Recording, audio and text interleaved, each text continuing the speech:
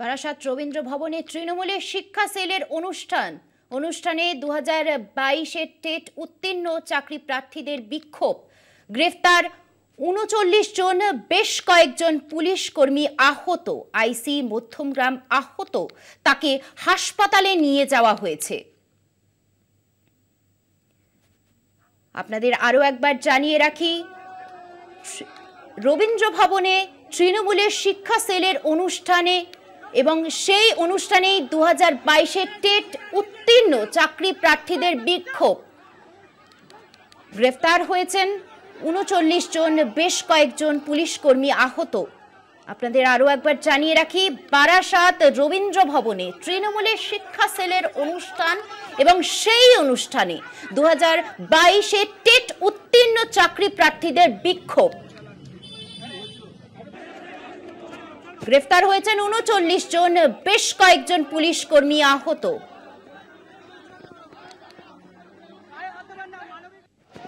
আরো বিস্তারিত জানবো, টেলিফোন লাইনে রয়েছেন আমাদের প্রতিনিধি ভক্তি দে। পুলিশ সূত্রে আর কি জানা যাচ্ছে, আর বিক্ষোভকারীদের কি কি দাবি উঠে আসছে? আজকে রবীন্দ্র ভবনে শিক্ষা সেলের একটা অনুষ্ঠান ছিল, সাম্মানিক অনুষ্ঠান। সেই অনুষ্ঠানে শিক্ষামন্ত্রী ব্রাত্য বসুর আসার কথা ছিল।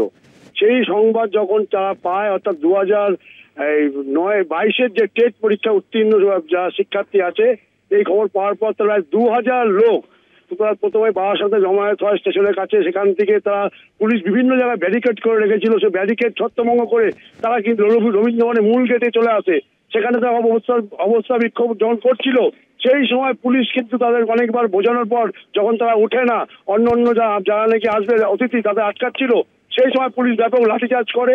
এই লাঠিচার্জে প্রায় 12 থেকে 15 জন আহত হয়েছে, 39 জনকে গ্রেপ্তার করেছে পুলিশ। এই শিক্ষার্থীদের পাশাপাশি 4 জন পুলিশ কর্মী আহত হয়েছে।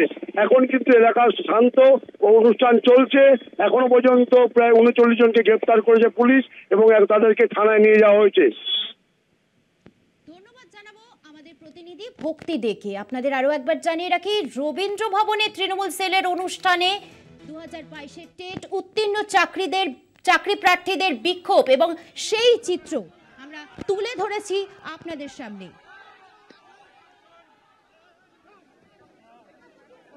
দেখুন, আমাদের কিছু লোক ইনজিওর্ড হয়েছেন, আমাদের আইসি মধ্যমগ্রামও আনইজি ফিল করছেন। এছাড়া আমাদের 4-5 জন হেলথি এবং তাদেরও অসুস্থ বোধ করছেন, তাদেরকে আমরা মেডিকেল করাবো, যা প্রয়োজনীয় আছে করবো। কিন্তু আমরা এখনো বলছি ওনাদের জন্য আমাদের সহানুভূতি আছে, কিন্তু এটা কোনো পদ্ধতি না।